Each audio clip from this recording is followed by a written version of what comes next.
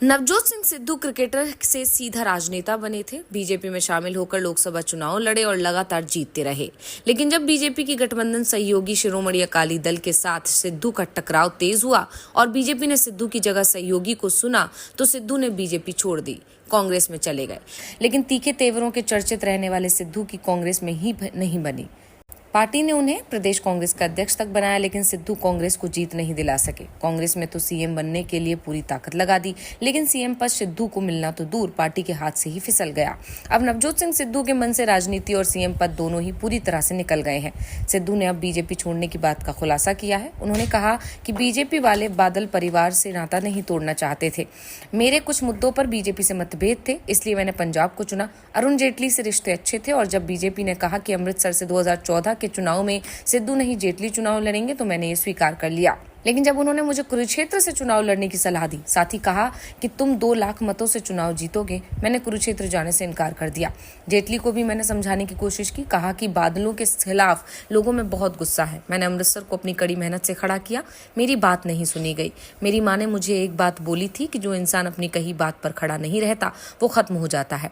मैं आज भी अपनी बात पर कायम हूँ। पंजाब के लिए मैं अपनी सरकार से लड़ गया। कई बार इंसान जीत कर हार जाता है और हार कर जीत जाता है। जो लोग जीते हैं उन्होंने पंजाब के लिए कुछ नहीं किया।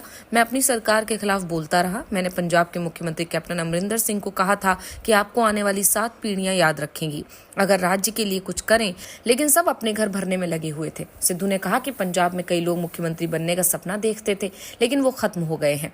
आज मैं जहां कहीं भी जाता हूं तो सिद्धू साहब होती है। दरअसल इस समय सिद्धू राजनीति से दूरी बनाकर चल रहे हैं। कांग्रेस के स्टार प्रचारक में वो शामिल तो होते हैं, लेकिन पार्टी नेताओं के प्रचार के लिए नहीं जाते हैं और इसी के चलते अब कांग्रेस ने भी उनसे किनारा करना शुरू कर दिया। पंजाब में कांग्रेस को मिली हार के कुछ समय बाद ही सिद्धू को एक पुराने मामले में 1 साल की सजा सुना दी गई थी और जेल से बाहर निकलने के बाद से ही सिद्धू ने राजनीति में अपनी सक्रियता को बेहद कम कर दिया है। फिलहाल वो कांग्रेस में है और दावा करते हैं कि कांग्रेस में ही रहेंगे। गांधी परिवार के साथ रहने की कस्में खाते हैं। वो राजनीति में सक्रिय जरूर नहीं दिखते हैं, लेकिन राजनीति से पूरी तरह से किनारा भी नहीं किया गया है। सिद्धू ने कहा कि मैं राजनीति को एक मिशन की तरह मानता हूं। अभी एक प्रोफेशन बन चुका है। मैंने इस धंधे को नंगा किया और करता रहूंगा। पंजाब को आगे बढ़ाने के लिए सही रोड मैप की जरूरत है। ये जरूरी है कि उसके लिए उचित बजट का प्रावधान हो, फ्री देने के वायदे हो। उन्हें बताना चाहिए कि कैसे आएगा। बीजेपी में वापसी की बात से सिद्धू ने साफ इनकार कर दिया। हाँ, ये जरूर कहा कि उनकी पत्नी बीजेपी नेताओं के संपर्क में थी। बीजेपी में लंबा वक्त गुजारा है, इसलिए बीजेपी में अभी भी कई नेता ऐसे हैं जिनसे अच्छे संबंध है। बीजेपी में किसी नेता से खराब रिश्ते नहीं हैं।